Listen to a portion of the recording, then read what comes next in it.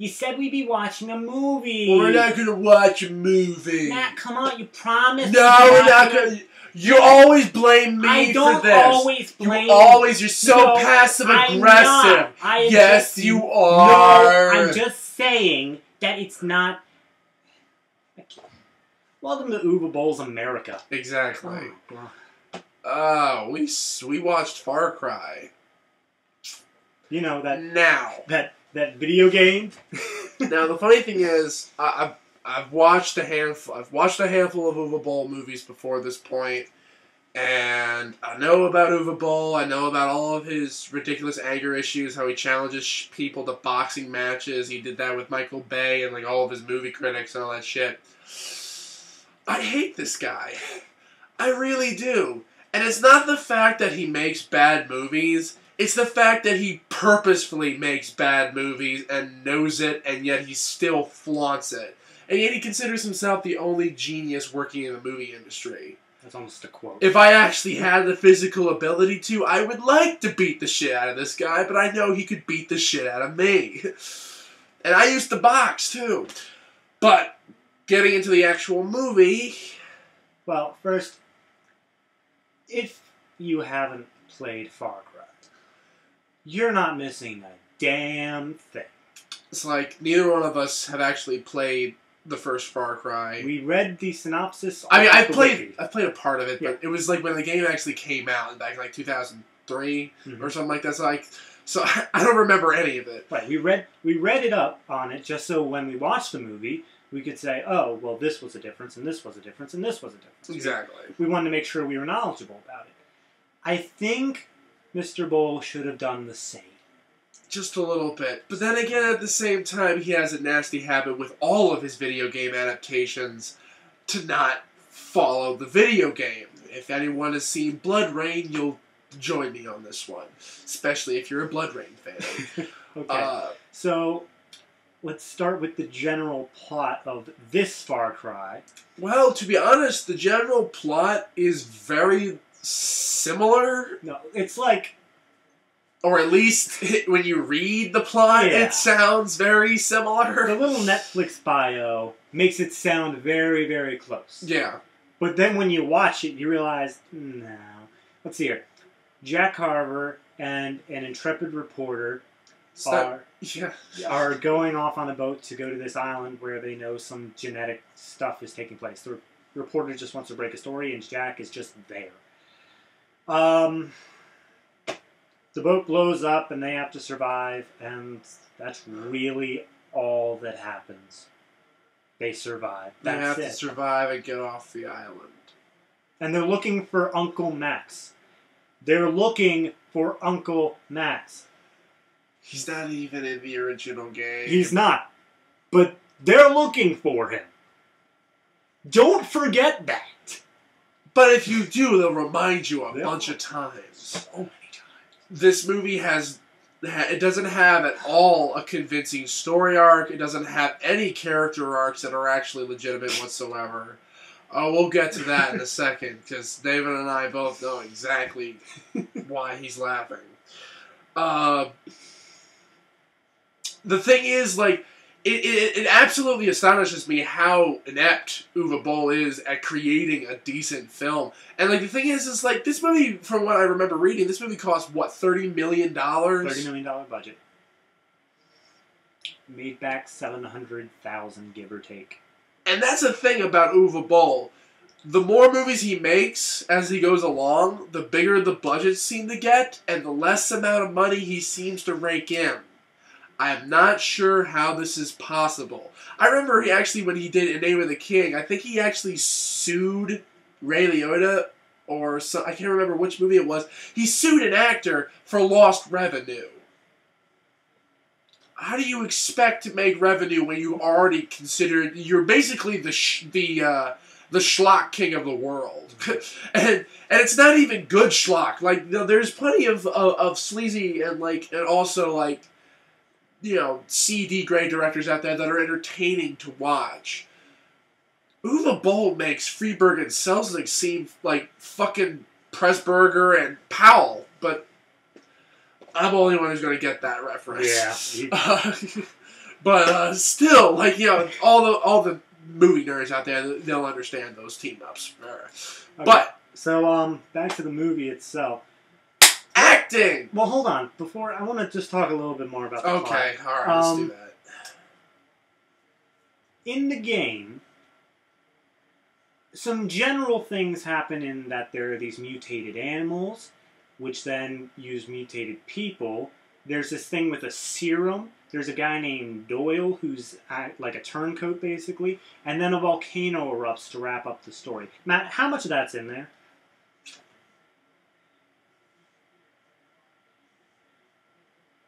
None. Yeah. None. None of it. And also, this is supposed to be taking place in the South Pacific. Oh, God. This entire movie was shot in Canada, and it fucking looks like it. Mm-hmm. And also, this is supposed to be taking place throughout the entirety of an archipelago, so it's supposed to be a bunch of little islands. One island, and it's not even an island in the middle of the ocean. You can see the land around it. I mean, like, it's like Snake Island. Like, it's an island in the middle of basically a lake area. Yeah, okay. Just swim. Just swim off the island. It doesn't take... You can see land from the shore. You can... you don't need a boat. Which, yeah, that's, you wanted to go into acting next, so... Acting. Go into acting. The acting either A, is as subtle as a brick to the face, or B, so subtle it's non-existent. Yeah. It's You get one or the other. You don't get anything in between. I mean, like... over, under. I will say that I love Udo Kier, who plays Krieger, the doctor, but I like him as an actor in general, and he usually plays those type of villainous roles regardless, so I enjoy him as an actor. Is this role anything different than anything else that he's done before? No. Is it entertaining? No. I mean, he tries. Yeah, he tries. He tries. He definitely tries. I can tell that Boll does not. I mean... Boll strikes me as a first taker. If something doesn't happen to work, somebody flubs their line. And to be honest, actually, that's actually even a possible insult to the one-take directors. Because some of the one-take directors are really good. Of course, his name escapes me, unfortunately. If you are a fan of the Cinema Snob, he did Jesse James versus Frankenstein's daughter, and I think it was Dracula versus Billy the Kid. Here, name right there. Yeah, well, that was his two last movies, but he was known as being a one-shot director, even though in reality he wasn't necessarily a one-shot director. It was just an economy. But regardless of the fact, still, you would think after all of the millions of dollars that are pumped into... This movie did not look like it was made for $30 million. Oh, no. This movie looked like it was made for a fraction of that. Yeah, I would say, 5. if anything, most of the money probably went towards the explosion budget. Oh, yeah, definitely. And even the explosions weren't even that impressive. No. Like, yeah, that's by 2003 standards, too. Wait, I mean... No, that was just 2008. Oh, yeah, I forgot. Yeah, the movie came out in 2008. That's even worse. This movie, at least for the North American release, came out after Far Cry 2. Like, literally just came out, like, a few weeks after Far Cry 2 was released. They really delayed on this game to the point where I don't think a lot of people were going to care anyway. I think the only reason why they delayed it to the release of Far Cry 2 is that it would pick up off of the hype of Far Cry 2, and obviously more people are wanting to spend their money on a game like Far Cry 2 instead of a piece of shit movie like Far Cry 2 was amazing. Far Cry. Yeah, Far Cry 2 is awesome. Like, it's a great game. I actually have played that one. But the thing is... and I'm not even a huge fan of the game series. I mean, like, because obviously, like, I haven't played the first one in a long time. I played the second one. I have, like, and I haven't played any of the expansion packs either. But it's a good game. And it also had revolutionized a lot of things when it came to gaming because of its engine. Yeah, the Cry engine. Yeah, this movie does nothing to revolutionize a fucking thing. It sets a new low. Yeah, I actually think that Uwe Boll's first movie, House of the Dead, was actually better than this movie, which is interesting. And the only thing in that movie that actually is even worth watching is during the action sequences, when they actually finally do get going. It's interesting. But, like, you know, when the action sequences happen, they have all, like, these 360-degree slow-mo shots, like, they're all paused and whatnot. Yeah, sure, it's a stupid editing technique, but for the movie, it worked well. And that movie was made for, like, I don't even know how much. It was, like, maybe, off the top of my head, and I forget, and forgive me if I'm wrong about this, it's like, I think it's, like, made between $5 to $10 million. But when it comes, I want to jump back. Acting, as we were talking about, and then diverge. The opening little thing between me and him was, yeah, it was, it's how Jack Carver's story opens. Now, the entire story opens. I also love the fact that Jack Carver is only in about 3 minutes of, like, the first almost 20 minutes of the movie. And he hasn't done an awesome thing that entire time. He hasn't done anything the entire time. Like, when we finally catch back up to him, he was sleeping off a hangover that we don't even see him get into. Yeah, but the acting that we gave was, there were a couple who hired Jack's boat for a whale watching session. Dear God, this couple. Whales! I want to see some whales! You hear that, Jack? My little Annie wants to see some whales. Whales! We're going to be staying out here until we see some whales. That is American customer service, Jack. Yeah. And let's get back first to all the characters playing Americans. As we said, this is Uwe Boll's America. We don't know if necessarily Uwe Boll has a major, huge thing against America. I don't know. I can't speak for the authenticity of that. But if you just went off this movie, you would think that Uwe... And by the way, the main characters in this movie are all German. Except for the female lead, but she's just a bitch. Yeah, actually, that's another thing. All the women in this movie are bitches. I'm pretty sure Uwe Boll is anti-American and misogynistic. Very, very much so. Especially if you look at Blood Rain. But we're not getting into that. No, we're not. I haven't even seen Blood Rain 2 and 3, so we'll probably get to that eventually. One way or another. We're going to get back to Uwe Boll. As long as he keeps making movies, we're going to keep reviewing them. So, yeah, the American characters in this are all whiny and complaining and just... And they all really... They do whine. Like, because all the other characters is named Emilio. Oh, my... This guy doesn't even show up until the beginning of the third act, if there is one. Usually I average it out for half an hour an act and whatnot, if that's the way that is. But he doesn't show up until at least there's about a half hour left of the movie. He plays this guy who's just lugging boxes, who one is just bitching, and then he pulls a muscle in his back, he says, I have to take a break, and then he starts shoving food in his face. And he is held at gunpoint. Gunpoint. And what does he do? Oh, hey, my sandwich. Yeah, he tries to go get a sandwich.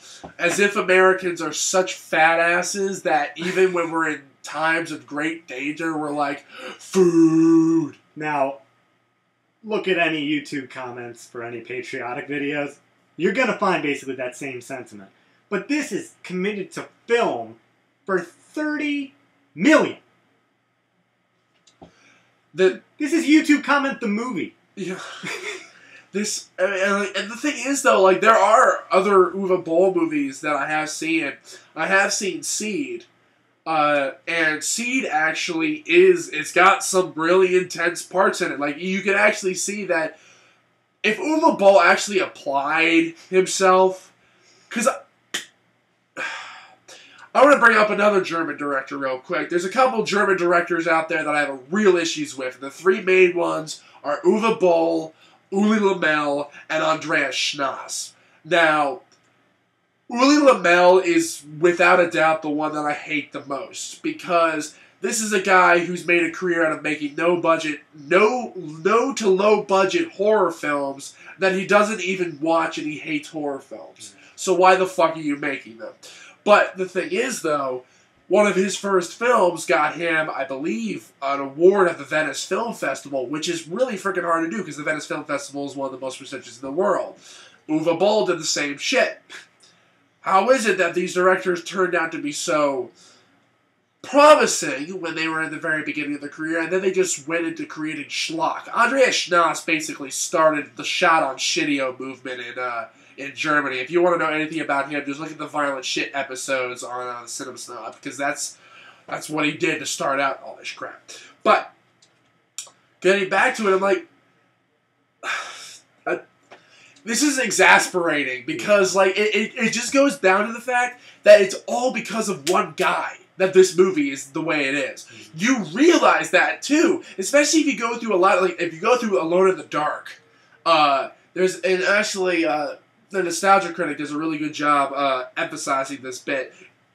When there's this one scene where Christian Slater is about to hit this one person over the head.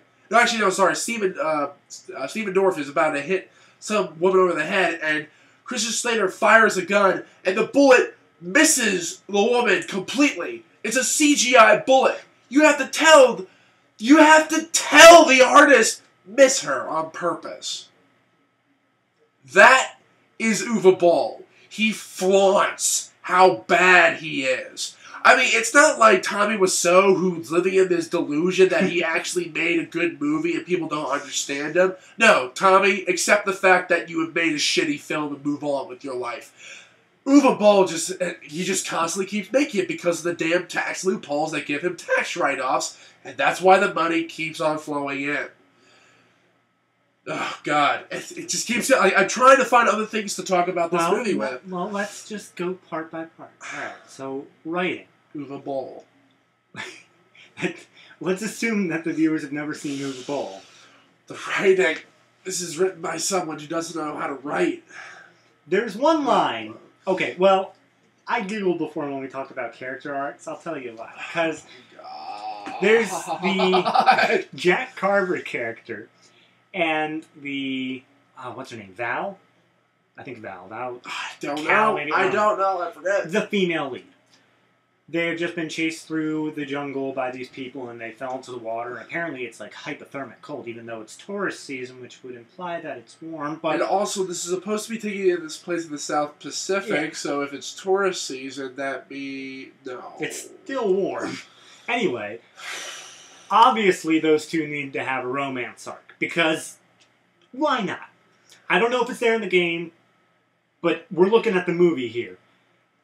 If I remember correctly, I'm pretty sure that it isn't, but I can't be sure about that. They end up getting undressed because their clothes are wet. Okay, I can believe you. That actually I can believe, because if you stay in your clothes for too long, and if you are cold, it can cause hypothermia. Then they get in bed next to each other. This is only because they have one bed. Okay. Still okay, still buy it, we get this. Then Jack Carver says how when he was in Special Forces, that when it got really cold, the other soldiers and them would share body heat. And the one girl goes, like spooning? And they're like, well, yeah. Basically, he's like, if that's what you call it. So, mildly still believable. So then he cuddles up right next to her and she says, Is that your gun?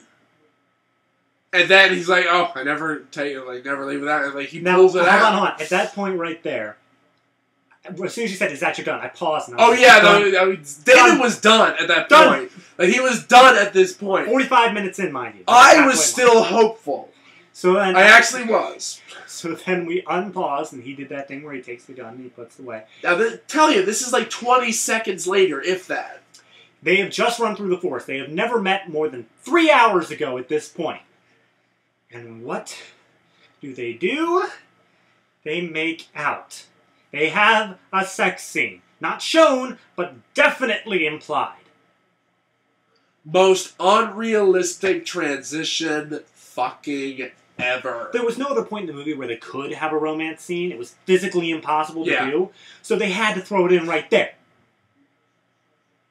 Oh yeah, and when they run back into each other after they get split up later in the movie, the first thing she does is kiss him. Yeah. As if they've been in a relationship for so long. Yeah. Not 6 hours. And considering the fact also that his character doesn't even really say that much throughout the entirety of this movie. No, it's all Amelia once he comes in. Yeah, and also the funny thing is, right after the sex scene happens, the first thing he says, they are walking during the day, they are walking down the road, he's like, so how was I? What? And then she... And then he says, like, oh, you know like what I mean. A scale from 1 to 10. She says... 2. And then he's like, what? Maybe a 3. God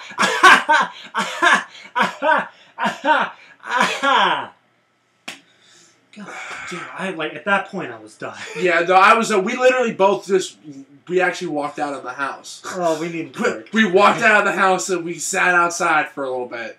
And again, going back to all of this, it's all because of one fucking person. Now, you would think that there's a lot of producers, there's a lot of hierarchical bullshit, the bureaucracy of filmmaking to get through. Yeah, there's a lot of other people above your head that will make decisions. But no. No. Boll's production company made this.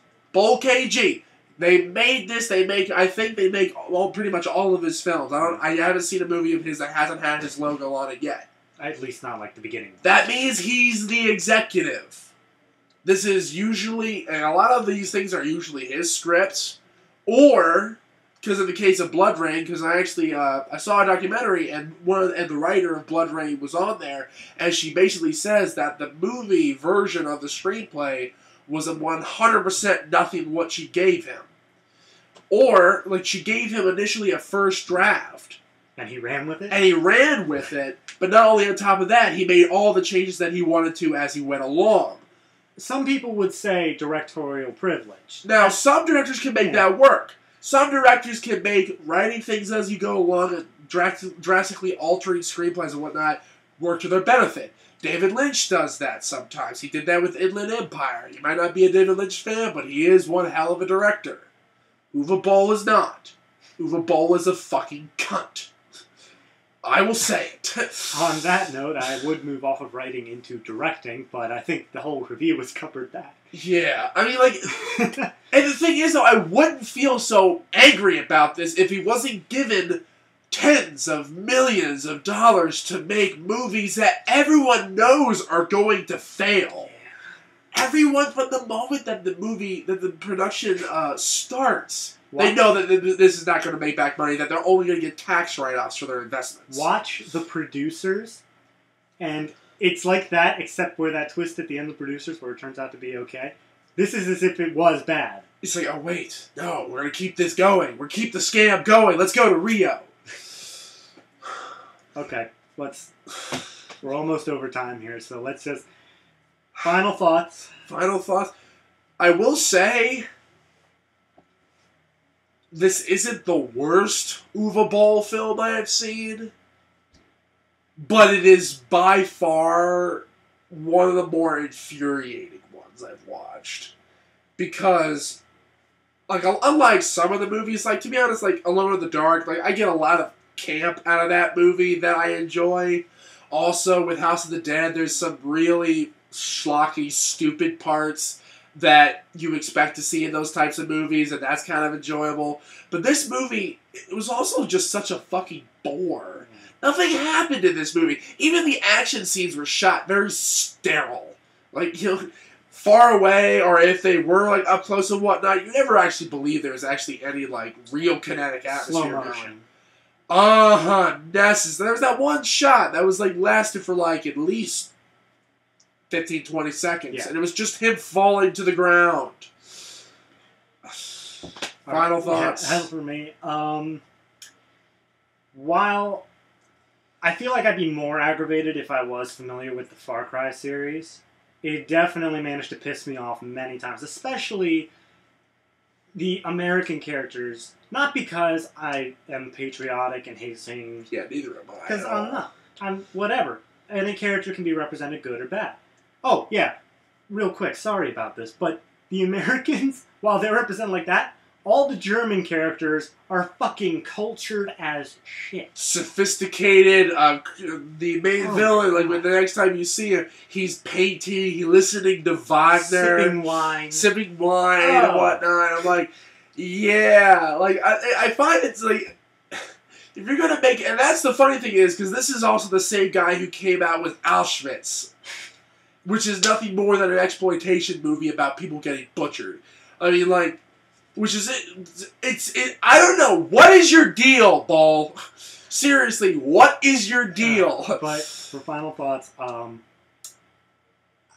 it wasn't so much that I'm patriotic or anything like that, because I'm not really. But I just hate those characters. Just the ones that they're are caricatures. There to annoy you. They just and as for the entire plot, it's padding. The whole movie's padding.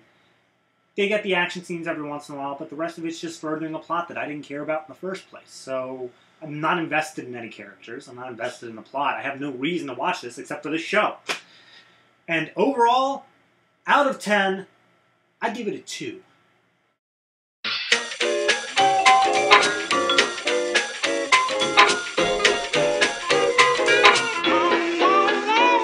Oh, the bad boys want some more, it's tricky.